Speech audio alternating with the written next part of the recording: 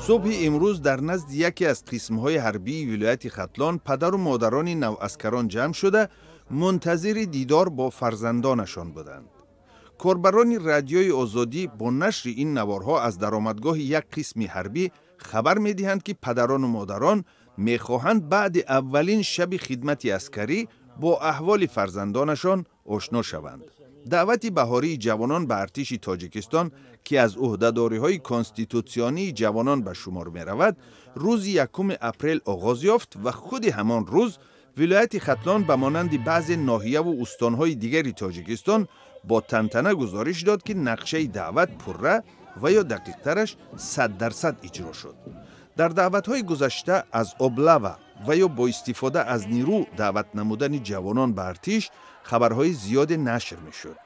در تاجیکستان سال 2 دفعه در بهار و تیر ماه معرکه جلب جوانان به ارتش صورت می‌گیرد. سال‌هاست این معرکه با خبر سرباز شکار یا با زور به ارتش جلب کردن جوانان همراه است.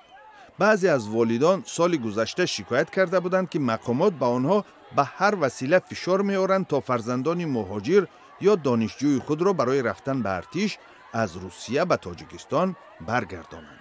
بعضی جوانان دلیل فرار از ارتش را به شرایط ناخوب و دیدوشینه و مرگ مرموز بعضی از سربازان پیوند می‌دهند.